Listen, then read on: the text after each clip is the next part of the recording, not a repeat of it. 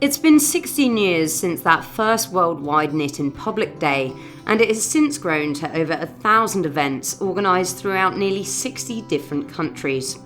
The Falkland Islands, being a wool-producing country, has quite a few crafters who use the wool to produce amazing creations.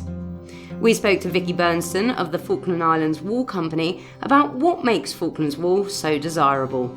Falkland Islands wool in itself is very white, which makes it easier to dye.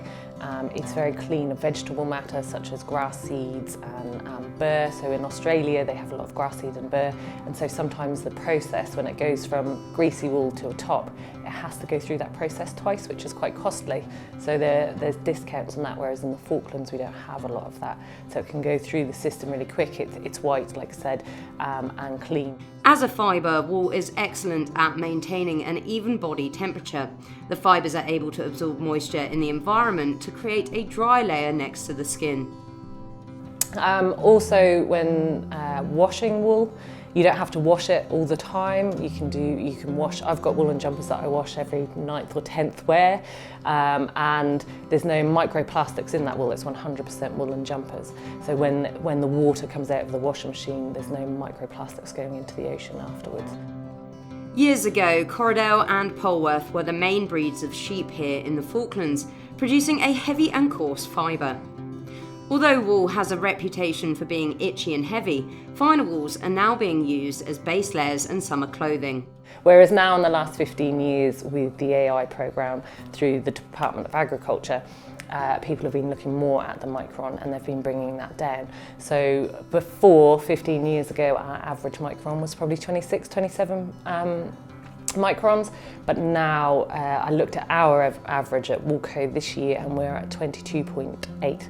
So we really, the cream of the microns in the global scale of things is probably 19 to 23, and we're bringing ourselves down to that, which is great news.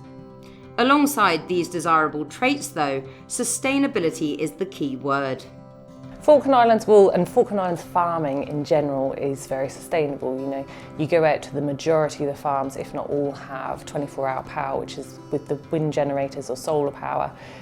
All of the water comes from a gravity-fed spring and things like that, and that's all sustainable and helping the product. The responsible wool standard is not just looking at the farm and the welfare of the animals. It looks at the processes along the whole supply chain right to the end product. Some shops now will only buy wool products if they have this RWS stamp on them. The other great thing about it is the traceability of the wool. So with our smartphones we can scan the ticket and it will bring you back to the Falkland Islands, and we're lucky enough here that we've got a big enough, some of the farms are large enough to have their own clip, so they've got the wool just from one farm. And that is what the consumers are looking at now, is that traceability back to farm and the nature that the animals are being brought up in and the wool was produced in.